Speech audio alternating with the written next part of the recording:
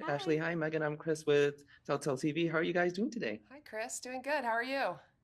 I'm doing good myself. So let's get this started with an interesting question because Dana and Rachel's relationship being tested with these new work bumps was really wholesome and fun. So reflecting on what they've gone through together through this entire series, what do you both think is that one important moment that fans should revisit? Ooh. Oh. The best thing to revisit for Dana and Rachel. I Hmm. mean, I'd like to go back to the pilot and watch how different your characters feel in that moment. Because Yes. basically, we had one characteristic for you, which was you're in love with Dana. And then Dana, we were like, she's cool.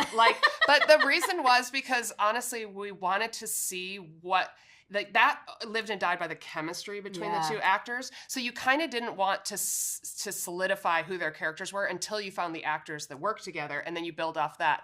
So we had you being very like progressive and like, oh, I'm arguing for a cause all the time, and it's been really fun to like move you from that into now you're like a money grubbing like, monetization person.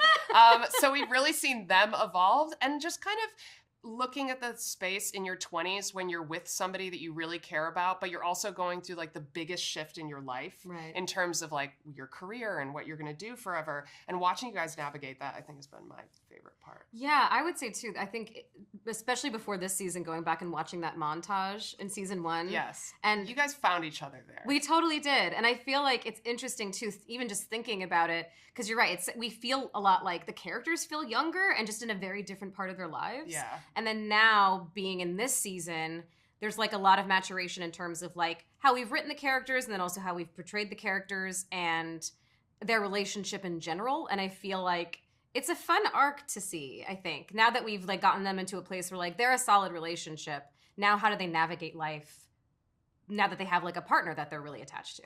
Definitely. Seeing those two together just in this season was just really a blast. And for you, Ashley, I've grown up with your roles in video games for since I was 10 years old. Oh my gosh. Because you played Miss Pauling in Expiration Date, which really stuck with me, and also Tiny Tina in Borderlands 2, which was just awesome. And just learning about Aw, that thank as I you. was making these questions was so amazing to hear. So, having been in the gaming industry for so long, what do you think was the most important thing about these industry changes to address within the context of this season, both as a writer and as Rachel?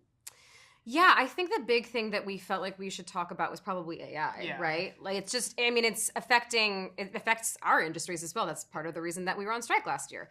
Was it last year? Yeah. Or 2 years No. ago? Yeah, it was two last years ago. Oh my God. I don't understand time anymore. Oh my God. So we really felt like we needed to address. No, it was last year. It was last. No, 2023.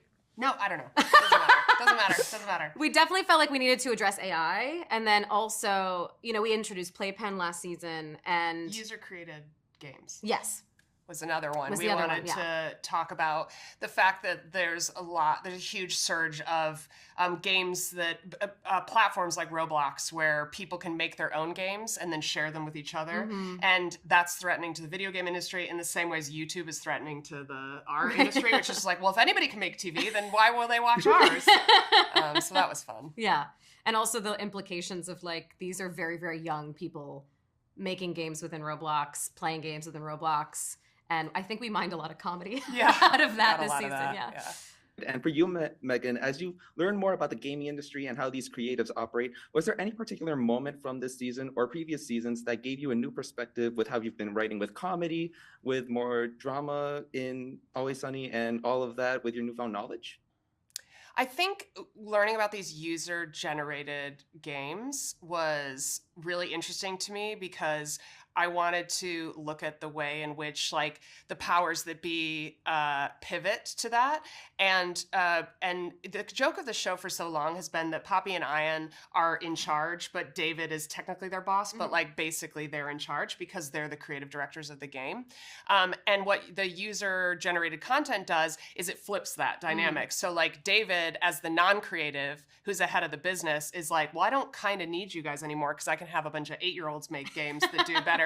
And so seeing that like flip back to its rightful place and like looking at that intersection between art and commerce and going, there's lots of people that don't see any problem with the democratization of creative. The people that do have a problem with it are the creatives who don't want it to be democratized to everybody. So yeah, looking at that was really interesting to us.